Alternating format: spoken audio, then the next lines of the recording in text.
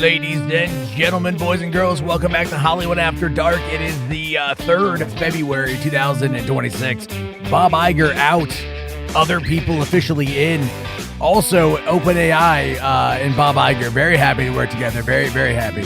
Lupita Nyong'o nonsense. There's a lot of stuff going around online with that. A bit of a change here at the show in and of itself. We got a lot to talk about with that, guys. You know, look, it's Hollywood After Dark. Stuff's always going on. You know what time it is, so let's fucking go. Yeah!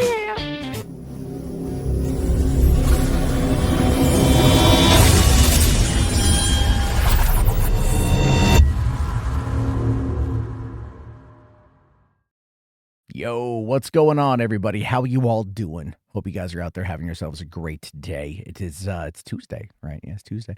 A lot going on in Hollywood. Big change today. Obviously, Bob Iger. We knew his successor was coming. We knew that he was only stepping in a couple of years ago to just kind of like handle the transition from the disaster that was Bob Chapek, his first choice, and then leading into everything else. And it looks like they might be in some good hands now. We'll be talking about that here in a second. I wanted to touch upon a couple things here. So if you might be going like, why is this pre-recorded versus being live? Well, I can't do live every day. So I want to just kind of be honest with you guys about where I'm at. I still want to talk about this stuff. But I'm not going to be approaching it from like, a live stream preparation type stuff. You know what I mean? Like this is just me talking for about a half hour. So that's basically what this is. This is a podcast. That's all it is. It's just a podcast. I have a little bit of a humorous break that I put together for people who are watching this on their TV. But that'll be coming here in a little bit. But largely, it's this last month, January, which is supposed to be our slow month at work. I ended up working 21 days. I ended up nearly clearing 200 hours. While still on top of that, I've been working on short story writing, as well as audio narration for that short story stuff. So if that's something you want to hear, you can hit me up privately. I'll send you a link. It's a slow rollout, private rollout, but I'm busy. But I still want to talk movies, and I've been doing more of the live stream stuff, and it's fun. But I can't do it every day. So we're going to slow it down a little bit and do these talkies. And I'll give you guys my thoughts about what's going on. That way you guys can, keep up on what I'm feeling about stuff. And then I will go live at least once a week, definitely. It's Tuesday, so I'll go live tonight. But then at the same time, I do want to do something where we bring back the kind of anonymous Google form. You guys can leave me messages, and I will answer those at the end of the week, maybe in their own little private video that you guys can get my thoughts on current things we may not get to while we're live. So that is currently where things are. I think it's a good medium, to be honest with you, because I still love the industry. There's still so many cool things to talk about, so many things to get excited about, so many things to just kind of discuss. But I have to give it to you guys in a way that's going to be the best for me and what is probably the most sustainable option for me. And so, hey, listen, that's just kind of where we are. But I will, honest to God, do my best. Okay, I will do my best to try to get timestamps and all that shit. Okay, I'm going to try. I can't promise it. I'm going to try, depending on the time that I've got, to make it organized, at least to jump to the topics you want to talk about. Okay. Like I said, there's a lot to get to today. So why don't we just, why don't we dive on in? The big story of the day, guys, is this whole thing with the new Disney succession, right? Who's going to be taking over the House of Mouse? Who's going to be leading the charge once Iger, a man who has, been with Disney for 50 years, basically, finally steps down and finally gets out of the way because, I don't know. I'm going to be honest with you guys. These choices, I think, are decent, but at the same time, I'm looking at this and going how if there's another hiccup, if there is another screw up, be it the economy, be it some kind of virus, whatever, right? Is Iger going to come back at the behest of the board, and be like, all right, guys, I got to come back. I got to fix everything again. They're just never going to let him go away. But actually, I want to kind of, let me be fair about that one there. Iger will never allow himself to go away because Iger has so much money tied up in personal shares at Disney. his value, his legacy, his net, everything is tied into that share price. So he obviously has every incentive to make it as valuable as humanly possible. And there's been some ebbing and some flowing in the last couple of years because of that. And so now what we've got is the new people, right? What's the name here? I want to make sure I got this correct. We got Josh D'Amaro, right? Is that D'Amaro? D'Amaro is named the next chief executive officer. But what I think is the most interesting thing is that Dana Walden is to become the president and chief creative officer of the Walt Disney Company. And there is actually a fair amount of that is, pretty, like that's pretty interesting there, considering that Dana Walden, came on in with the 20th Century Fox acquisition, has very much, solidified her knowledge within the company, and has found herself to be a worthy employee, a good employee, and one that I think could probably really help out. Now, whether or not she's going to be, as involved with the movie side of things, I don't know. Most likely it will be her and Alan Bergman who will be kind of overseeing a lot of what Pixar is doing, what Disney Animation is doing, what Walt Disney Studios is doing. Kevin Feige, we'll talk a bit about him more here in a few minutes, but by and large, I think they're kind of they're going to probably have to just let him do his own thing. Now that that we're kind of in that weird phase of like figuring out how to best, manage the MCU, right? With Disney Plus as well as theatrical, and the inclusion of the X-Men, which again, we'll talk about that. So you've got all that. And I'm excited to see what these two do, to be fair, because right now, Iger isn't going anywhere. He's going to be staying on again until he retires, which is going to be at the end of the year. So there's like a 10.5 month window for him to kind of train and shadow both of these people. Apparently Bob Chapek had no involvement in any of this, which is fine because nobody cared what Bob Chapek had to say. So, looking here, I think it's having a split, from like the president and CEO to the or I should say the chairman of the board, right? The chief executive officer. And then, well, not the chairman of the board. I'm mixing up my stuff here. But I honestly, I'm not I'm trying to understand this from a business perspective. I'm not that guy. I'll be fair. I'm not that guy, but I do think it's going to be interesting. Both of these people seem to be very well liked. They both seem to be, very well respected, and we'll have to wait and see how that whole thing turns out, because all things considered, what Disney needs. Let me tell you, I'm just going to tell you what I think Disney needs. This is what I'm going to say. Josh D'Amaro, what's his name again? Jesus Christ. I should know this stuff, right? Anyway, D'Amaro. D'Amaro? D-A-M-A-R-O. D'Amaro. It's got to be just D'Amaro, I guess, right? Maybe I'm wrong, but that's what I think. Anyway, focus on getting the cost of the parks down. Okay, I can't stress that enough. This is where I'm going to go into rant mode, but this is where I can't stress this enough.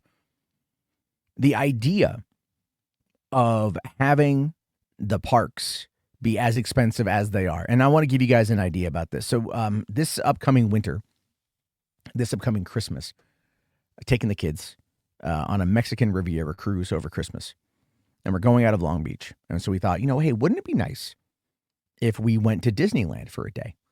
And so we booked it a couple months ago, and I was looking up how much it would cost to go to Disneyland, right around Christmas of 2025, just to kind of get an idea for what it could be in 2026. One day, 4 park hopper tickets, $1,036. $1,036 fucking dollars for a family of 4 to go for one day. That is not only untenable, it's offensive. And that goes to show you that Disney, the parks themselves, have been doing everything they can to price out the average middle and working class people. They want you to have to take out a second or third mortgage on your house to be able to just go to the park for one damn day. And considering that we're living in an economy where the vast majority of people couldn't handle a bill that was like $400 because of how little they have in savings, this is a really, really, really bad thing. Now, granted, people will always pay it because people will always justify entertainment. But go back and look at the Star Wars Galactic Star Cruiser Hotel, right? Look at how much that cost and look at how fast that died. I mean, granted, that was super niche and whatever, but still, so I think anyone out there, this is what bugs me about the park lovers, the people that that talk about Disney and the parks often enough. And oftentimes those people live around there so they can get those like annual passes that are a little bit cheaper. But I never hear them talking about the average cost for the average family. What I always see is always the whole like, oh, I went and got this new plushie from this place. It just bugs me a little bit. That's all. It just bugs me because I'm like, you know what? Like, yeah, you guys have the privilege of this is your job, I guess, whatever you go there, you talk about this shit, cool beans. But at the same time, it's like the average person watching you is getting FOMO. And because of that FOMO, they want to go.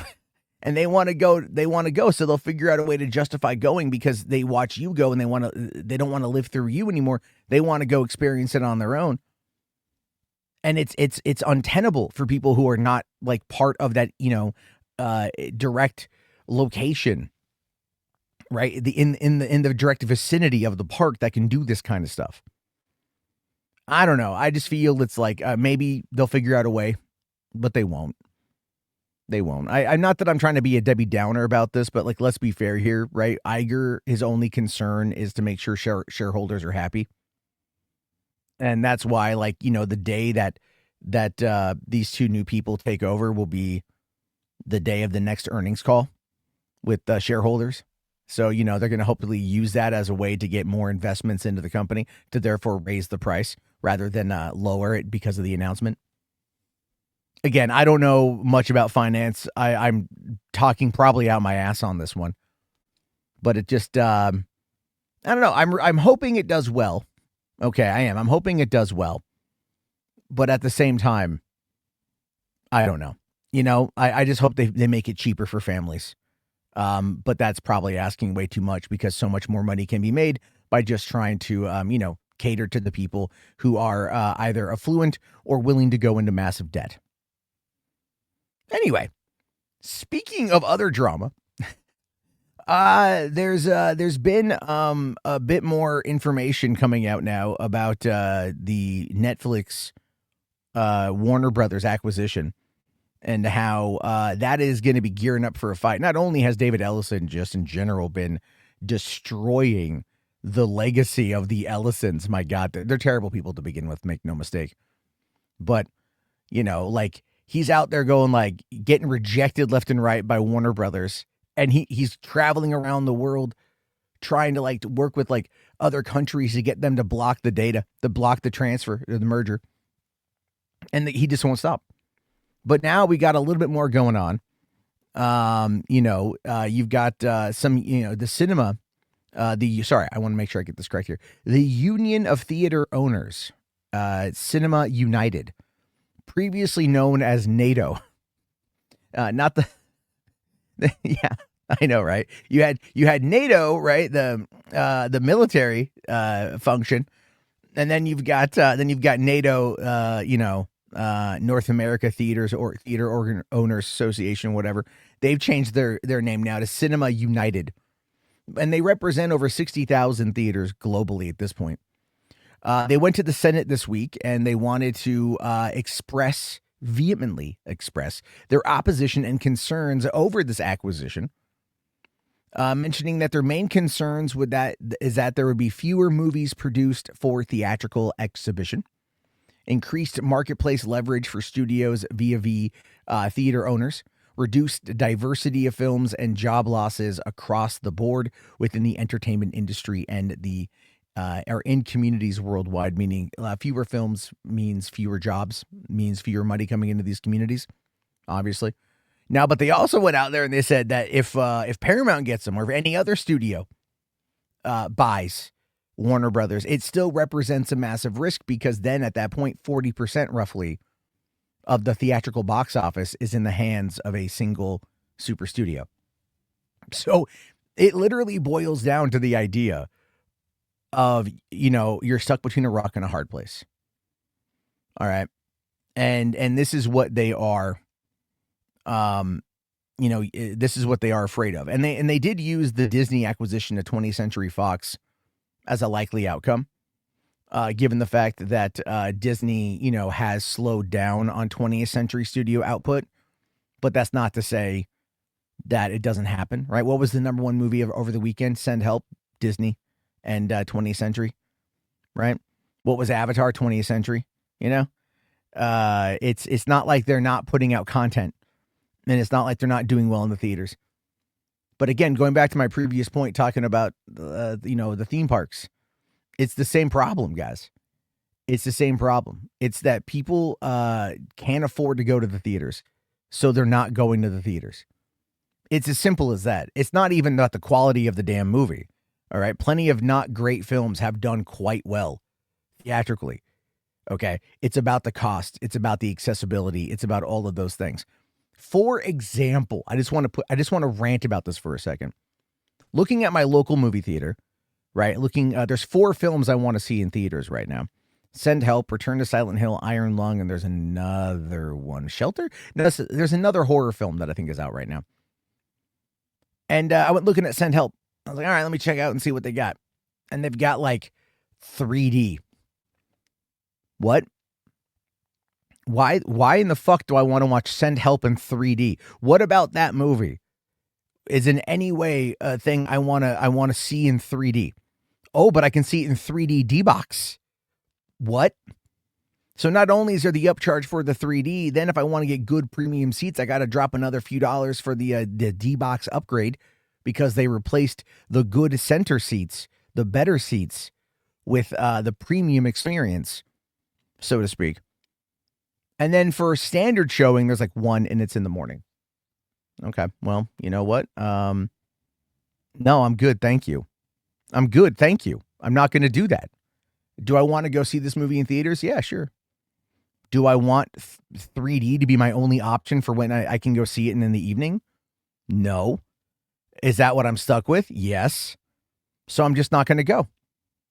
And this is where the concept of voting with my wallet comes into play. And this is where some of you out there, and I mean this like with love, I guess, need to understand that the idea here about Netflix acquiring Warner Brothers is not about lesser in the exhibition space.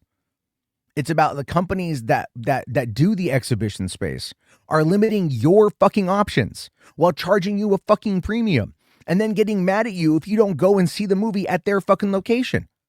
So pardon me, spare me the nonsense of trying to fucking poo-poo all of this shit when you realize that it simply is just ridiculous to sit there and go, okay, like your options are being restricted, but yet this is the problem of Netflix buying Warner Brothers. Get the fuck out of here with that shit. Look, man, I don't want theaters to go away, but I'm also not going to sit there and give them a fucking pass. I'm not going to sit there and like pat them on the butt and be like, oh, you guys are doing so well. We're going to get you back. No, make it cheaper and drop the gimmicks. Drop the fucking gimmicks. We don't need that shit. All right? Like, that's the whole damn point. Is we don't need that shit. But they still try to sell it to us, and then they wonder why people just aren't showing up. No, but I'll tell you what they will show up for the most part. And that, of course, is going to be Marvel movies. And so in a new article by Deadline, they start talking about Kevin Feige sticking around. He ain't going anywhere anytime soon. He's not stepping down like Kathleen Kennedy. He's not bailing out. He's doing his thing, which is good. He's going to stick around. He's going to make sure the X-Men come on in. That was his first thing when he was the assistant, the associate producer on the first X-Men movie, right? Having worked with Marvel on Marvel's side of things for years, helping build all that up, getting the Marvel Cinematic Universe off the ground, everything else to get it where it's at. despite all of the pitfalls that it's had, and it's had a lot. You had like Ike Perlmutter like derailing the whole TV side of things. You had COVID. You had the acquisition of 20th Century Studios. You had all that stuff, man. And it's just been like, holy crap. Disney Plus is a big one as well. But he is, he's definitely going to be sticking around, at least to get X-Men off the ground. But at that point in time, part of me feels like he should definitely look at the idea of maybe moving on, like going on and just producing something that he wants. Take a break, do something a little bit different, refresh the creative impulses a little bit. Because I've seen a lot of people look at the Doomsday stuff and the Secret War stuff, and they're just all like, bringing back Robert Downey Jr. is just blatant. Like, they're just out of ideas. They don't know what they're doing. And I disagree, actually. I think storyline-wise, it's going to be interesting. And I've been saying it forever. Joseph Quinn looks a lot like Robert Downey Jr. So having Doom be a variant of Sue Storm and Johnny Storm's dad is actually quite interesting. So we're going to have to see about that. But if I'm right, then I'm going to laugh my ass off, to be fair. But I think those are going to be the big movies of the year. That one, The Odyssey, Dune. There's going to be some big films coming out this year. But when it comes to producers, there's no one like Kevin Feige. I mean, not only is he like the greatest living producer right now, he is probably Hollywood's best producer per capita, like overall. Just for what he's been able to juggle, what he's been able to manage, what he's been able to build, and how largely he's been able to do it on his own. But when the corporate oversight comes in and problems with that start to happen, that's when he goes like, things get a little bit messy, and then he gets all the blame. But look, again, it's like J.J. Abrams once said, about shows like Lost. His name is on it. So whenever it gets the praise, he gets the praise. And whenever it gets shit on, he's the one that gets shit on. It's par for the course. But I am curious what you guys think about all that with Marvel. Kevin Feige, should he step down? What should he be doing? I do want to hear your thoughts. So we're going to take a quick break. I got some funny stuff to show you guys. A little test. And let me know if y'all like it, if we'll keep doing it. If not, that's okay. But we'll be back after the break to cover the rest of the topics. Somewhere between late night reruns and the edge of the universe lives a channel you weren't supposed to find. What is that? Stories that bend time, shows that defy gravity, laughs from somewhere completely else, TV from another dimension. This summer, welcome to South Jurassic Park. Dude, that thing's like 50 feet tall. And mostly neck. But when the power goes out, guys? the park's biggest attraction that is not good. gets out. We're all gonna be extinct, man. And the only way to survive Throw the flare! Throw the is flare! to make a run for it. Drive faster! His head's in the rear view, dude! I am driving faster! From the creators of the world's most foul-mouthed town, Hold on to your thrills. only in The doctors say you'll never walk again? Yeah. They forgot about the chiropractic slam! I can walk! You're welcome! Ah, crap! Ah, crap! Ah, crap! Ah, crap! Ah, crap! Ah, crap! Ah, crap! My fellow Americans, today we are taking a tremendous step into the future. A bold step. And starting right now, we are renaming the moon to Space America because it's bigger, stronger, and frankly, it just sounds better. After 30 hours of continuous building, I finally finished my Death Star. Well, this has been an interesting first date, but I think I'm gonna go. Cool. May the bricks be with you. This spring, Welcome to South Park High. Who are they? the plastics. Basically the food chain and lip gloss. Is butter a card? Asking for science. But when one new girl They put me in their book. shakes up the hierarchy, Here we go, 1, 2, look at those biceps! Whoa, feels like a feather! You feel like a feather, don't you? Let me down! Not till I hit 10 reps! Who, and boom! On the ground, safe and sound! Who's next? You... Tommy, your mom and I are getting a divorce. Why, Daddy? Your mom's put on a little weight since you were born, so in a funny way, it's your fault. TV from another dimension. You guys may not like that. I was chuckling.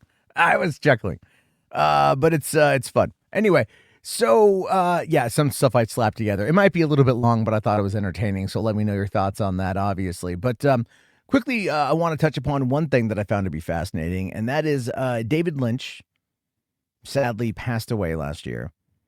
And a lot of his fans have been asking about this particular idea that he had for a show, like a limited series called Unrecorded Night.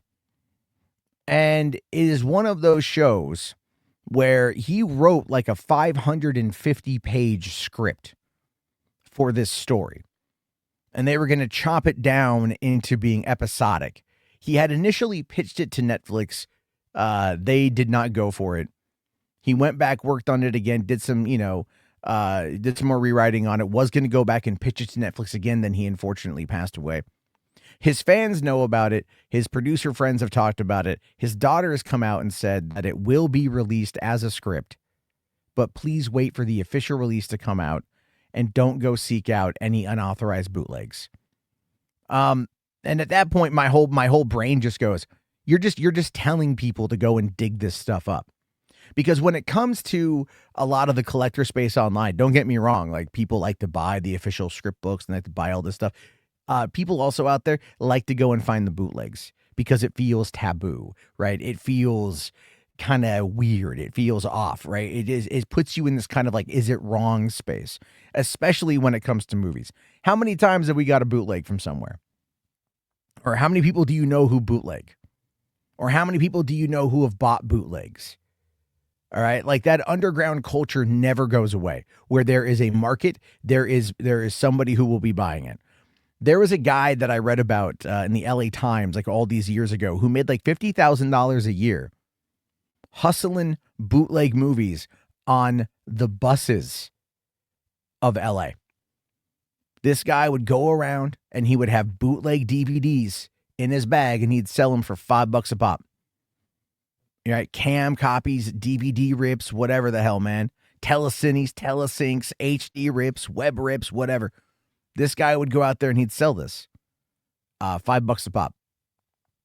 And as a result, he made $50,000 a year doing it. Think about that for a second, right? Like there's money in that for one, but two, people will buy it if it's accessible to them right there. If they don't want to wait, they will go and get their hands on it. People are impatient, and that's not something that's been brought on by the streaming world. That's literally just how humans are.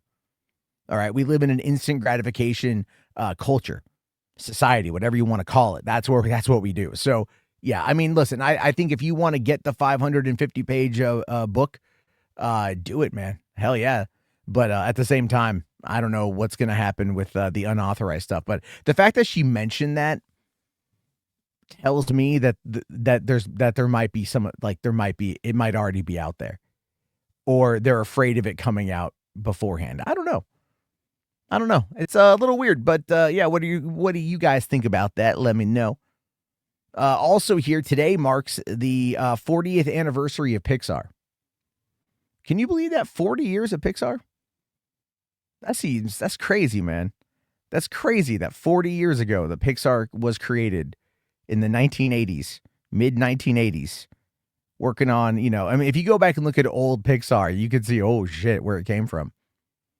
But we just passed 30 years of Toy Story. Think about that. If they just turned 40 right now, that means they were in business for 9 years before they were able to get Toy Story off the ground. And now you've got Pixar pumping out 2-3 films a year sometimes. Isn't that crazy to think about? Like the technology has gotten them to that point. The technology has done all that stuff, right? It's like the thing Bob Iger was talking about. I forgot to mention this in the first bit, but the stuff Bob Iger was talking about in regards to working with OpenAI and Sora 2. By the end of this year, you're going to start seeing user-generated content on Disney Plus that is going to be generated by Sora that will be using the copyrighted IP. And you're going to see a lot of Pixar work that's going to be coming out through that as well. So that is going to be fascinating to see that 40 years ago, they started developing the technology to do something like Toy Story, which came out 30 years ago, or over 30 years ago. And then now by the end of this year, you'll be able to generate a lot of that with AI. Give it a couple years and you'll wait to see what happens with Pixar. You'll probably hear about Pixar having an entirely AI animated film. That's coming, by the way. Make no damn mistake about that one. So, all right, we gotta touch upon something that happened. It's in the thumbnail as well. It's Lupita Nyong'o has been cast as a role. We don't know what role that is in Christopher Nolan's Odyssey that's coming out later on this summer. What some people are arguing are going to be the biggest movie of the summer. I'm sorry, Spider-Man Brand New Day. It's probably going to kick its ass. But that being said, the Odyssey it should be interesting, despite the fact that there's been quite a few of what you might call historical changes to some of the armor. And that is throwing some diehard cinephiles off, right? Some history buffs are looking at this story, and yes, it's like it's a fable, all right? But it's based on real people, based on real events, things like that.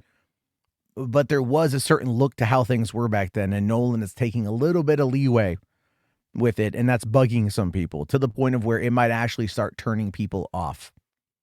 And so someone on 4chan, I think, decided to play around with this, and so they used, I'm assuming, either Grok or probably Nano Banana, maybe, to take an image of Lupita Nyong'o from the movie 12 Years a Slave and change it into her looking like Helen of Troy, but how Lupita looked in the movie 12 Years a Slave, in which she played a slave who was being, sexually assaulted by Michael Fassbender's character.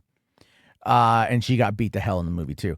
So it's like, it's like she's one of the most attractive women in Hollywood, like hands down. And, Helen of Troy has got like the nips that could start wars. You know what I'm saying? So to quote 10 Things I Hate About You when thinking about Helen of Troy, I think, does she have beer flavored nipples? It's kind of the only thing I can think about that one, but she ends up anyway, like, so people have been sharing this image around, pops up on social media, pops up on Twitter, pops up all these places. And this is Helen of Troy, first look of Helen of Troy in Odyssey. And, people are like coming out of the woodworks, doing all the racist nonsense, all that stupid bullshit, and then, so here's the thing. I actually pushed back on this. I found the original image. I created this whole post about it. I put it out there. And some of the response I got back on Facebook was just like, yeah, who cares? It's a fictional character. And I'm like, I don't think you understand like what is happening here. These people are like creating a false version. We don't even know if she's playing Helen of Troy in the movie or not. We don't know yet. There's not much that we do know about the movie specifically, but we don't know that.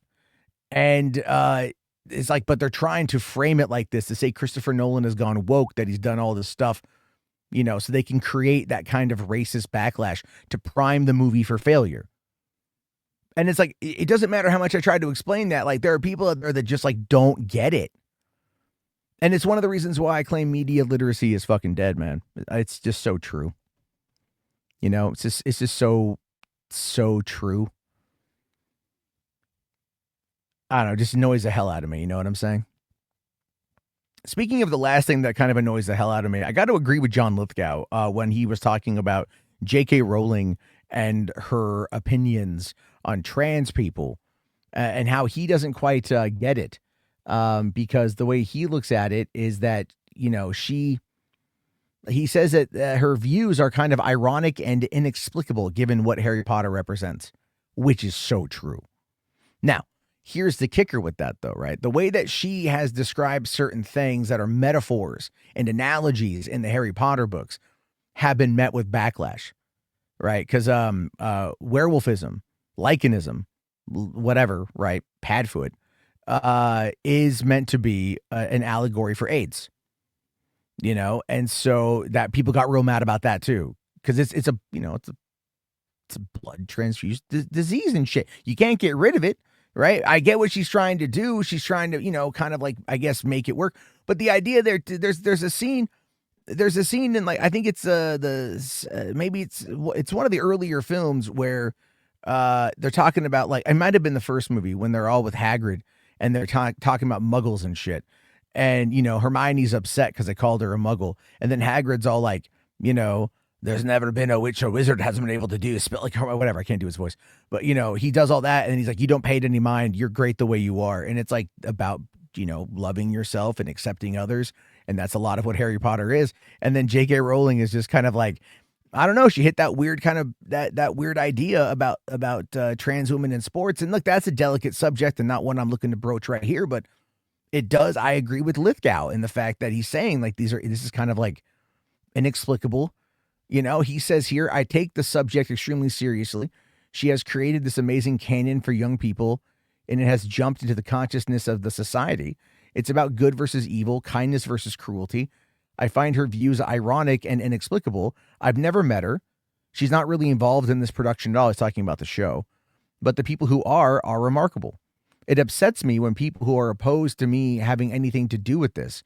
But in Potter canon, you see no trace of transphobic sensitivity. She's written this mediation of kindness and acceptance. And Dumbledore is a beautiful role. It was a hard decision. It made me uncomfortable and unhappy that people insisted I walk away from the job. I chose not to do that. Now, I do respect him for that. There are a lot of people out there that are like, how the hell are you going to sit there and recreate Harry Potter? Not only from like just where like, J.K. Rowling's opinions are and shit, but just in general. I mean, we have 8 really good movies, and I've been watching them with the kids recently, and they're really good. I mean, Deathly Hallows Part 2 brings me to tears. Like it was beautifully done. The whole thing is beautifully handcrafted. It's an amazing experience from start to finish. And I don't know if the show is going to be able to pull that off or not, but John Lithgow was absolutely correct about all that. So I don't know what that means. You know what I'm saying? Like, I don't know what that entirely means, but I do know that, what Hollywood is in a bit of a precarious place. Right now it's becoming faster and bigger and more automated. Audiences are becoming more nostalgic because it's an opioid. They're becoming very suspicious over a lot of what's happening because they just want to trust misinformation. They are becoming extremely tribal. I mean, more so social media has only ramped that up. And the art as a whole is really kind of caught in the middle. And that becomes kind of the interesting aspect of it, because I can't help but wonder if like the next decade is going to belong to scale or intimacy, which is such an interesting way of looking at it. Like we do need to see things scale for profitability, but we need intimacy in order to have that connection. And when I talk about stories and when I talk about movies, when I break that stuff down, and I do want to do more like that with Podio commentary. I have the other channel. This channel is just going to be for these shows and live streams. And then the Podio will be on the other channel just so I don't confuse the algorithm. Because, YouTube's algorithm is fucking insane. But it is true. Like, we need to have the intimacy for the connection. Right? And I think intimacy is kind of a scary word for a lot of people. But if you've listened to this long, then I've been right in your ear getting all sorts of intimate. But anyway, yeah, that's kind of where we are for today. For Hollywood After Dark, obviously, I do appreciate all you guys chilling out and hanging out with me and everything. If you have made it this far, I appreciate you. You can always support the channel by becoming a Hollywood After Dark member. I don't really know what that's going to mean right now. You can also join the Discord, take a snapshot here, the QR code, join up. I do want to spend more time in there. I also do have a Facebook group built for Hollywood After Dark. It is facebook.com/Hollywood After Dark. I'll make a graphic for that. I don't really have one right now. But yeah, so this is just kind of a stream of consciousness stream, to talk about all the stuff I want to talk about. Let me know your guys' thoughts. Let me know your guys' opinions on it. I appreciate you all very much. This is definitely not something I want to leave behind. I love talking about it. I love doing it. And you guys are the reason I'm here. Thank you all very much. Have yourself a great day. Go see a movie, like the stream. And yeah, leave a thought, leave a comment. Let me know. All right. Peace.